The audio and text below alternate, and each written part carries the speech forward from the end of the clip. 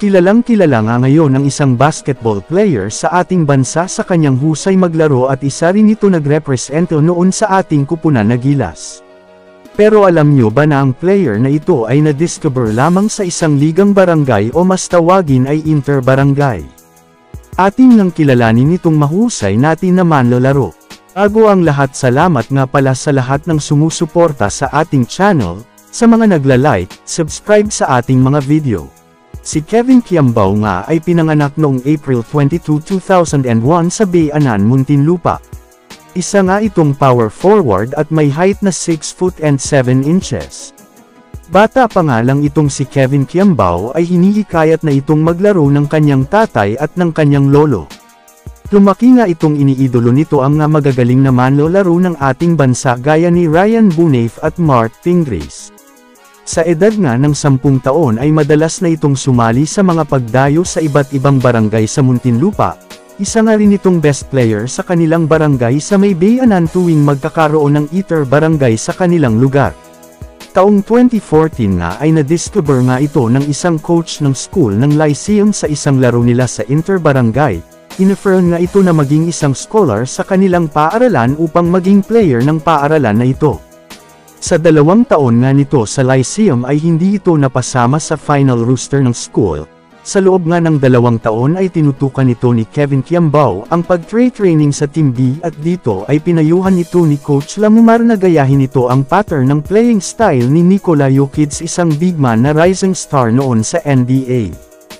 Year 2016 nga ay sinubukan nito na mag-tryout sa NU Bullpups at dito nga ay kinuha si ni Coach Goldwyn Monteverde. Debut game nga nito sa team ng NU Bullpups ay nag-score agad ito si Kevin ng 13 points, 8 rebound, 2 assist and block upang pangunahan ang kanilang team sa pagkapapanalo. Nagsunod-sunod na nga ang magagandang performance nito nang mapasalang na sa elimination round ang NU sa Season 81 Nanogram UAAP. Sa finals nga ng Season 81 ay isa ito si Kevin Kiambao ang naging susi upang matalo nila ang Ateneo Blue Eagle na meron noong star player na si Kai Soto. Dahil nga kay Kevin Kiambao at kay Carl Tamayo ay nasungkit ng NU Bullpups ang kanilang unang kampyonato sa loob ng ilang taon. Sa Season 82 nga ay nasecure ulit nito ang kanilang kampyonato. Sa season nga na din nito ay nagawa din nilang protektahan ang kanilang ASEAN School title at nasungkit nila ang gold medal kontra sa Indonesia. Sa Season 82 nga ay naging pangatlo itong si Kevin Kiambao sa NBTC 24 rankings na sumunod lang siya kanila Carl Tamayo at nag-average ng 12.3 points and 9.8 rebounds sa loob lang ng 23 minutes.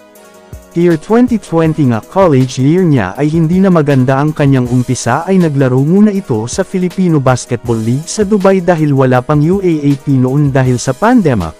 Nang balik nito sa taong 2022 ay dito na natin nakita ang bagong Kevin Kiambao sa simula ng Season 85 ng UAAP.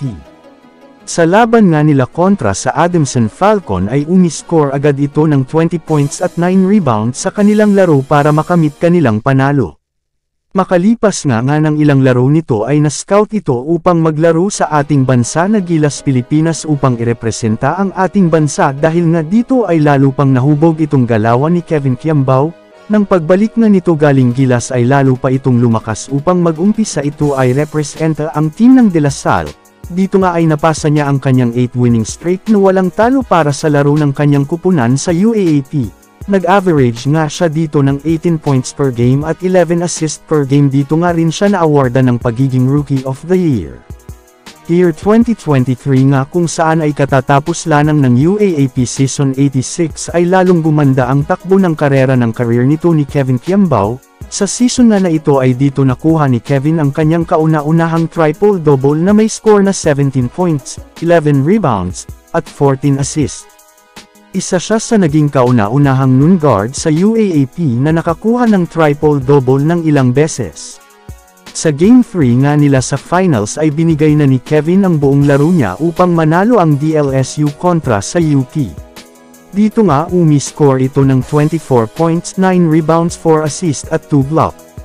Dahil nga dito kay Kevin Kiambao ay napagtagumpayan na ng kupunan nila ang kauna-unahang kampyonato sa UAAP sa loob ng 7 taon.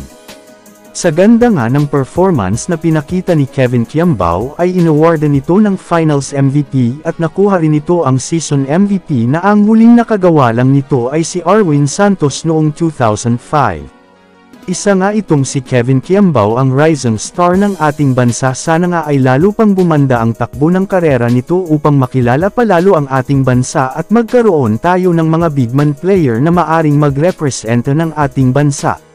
Ipangdasal nga natin na marami pang opportunity ang dumating sa mga bagong sibol na player ng ating bansa upang lalo pang gumanda at lumakas ang sport ng basketball sa ating bansa. Thank you for watching, please don't forget to like and share ang ating video.